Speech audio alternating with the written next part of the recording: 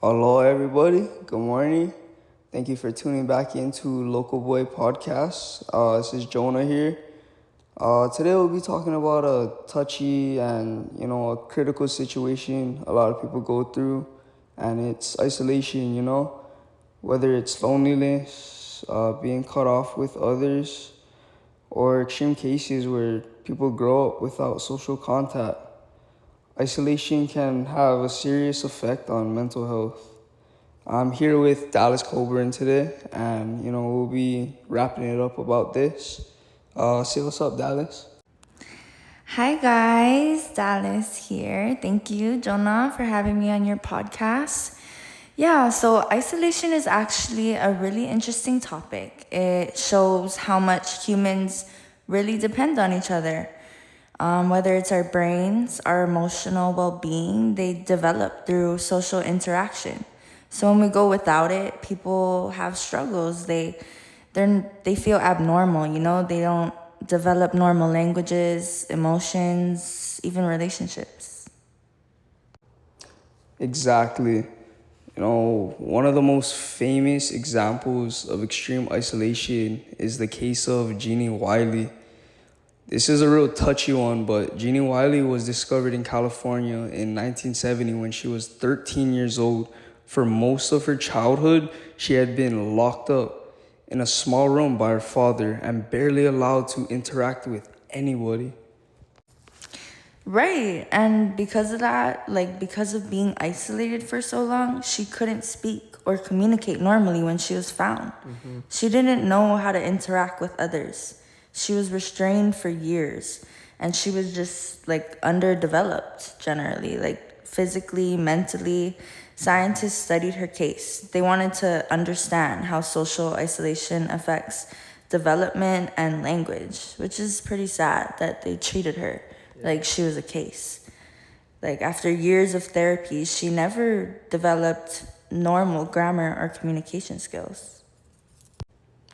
Also, her case became important evidence for something called the critical period, which suggests that children need social interaction early in life to develop language and cognitive skills.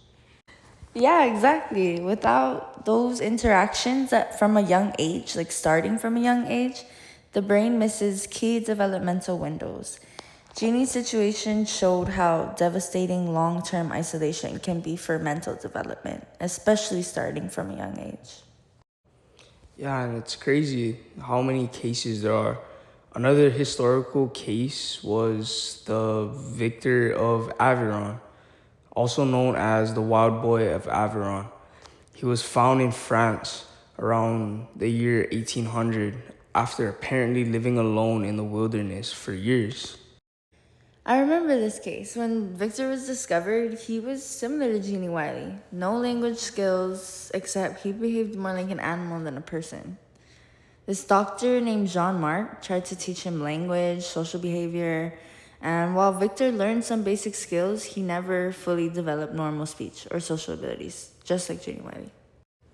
Yeah, and this again supports the idea that humans need social contact early in life. Without communication and emotional interaction, the brain really does struggle to develop the pathways needed for language, empathy, and reasoning. Yeah, if you don't have that social interaction, you feel lost. You won't be able to have a sense of identity, really. Right. Yeah. Another example we could talk about is Kaspar Hauser. He was this boy. He appeared in Germany in 1828, and he claimed he had spent most of his childhood locked in a dark room with no human interaction like the others. And when he was discovered, he had difficulty speaking, he couldn't walk normally, and he just didn't understand the world around him. Yeah, I just think it's really crazy that there's cases like this. These cases all point to the same conclusion. Humans are social beings. Interaction helps us develop language, emotional intelligence, and gives us an identity.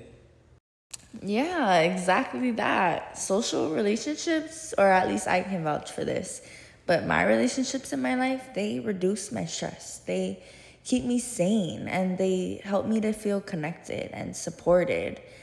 I learn every day in my social relationships, but isolation, on the other hand, can lead to anxiety, depression, and underdevelopment problems. Yeah, Dallas, I really agree with you on that. Humans aren't meant to live alone. Our mental health depends on relationships, communication, and connection with one another. Yeah, that was a great topic this morning. I really appreciate you, Dallas, for getting on this podcast with me. Yeah, thank you for having me. Yes, and I hope everybody has a great morning and the best rest of your day. Stay social.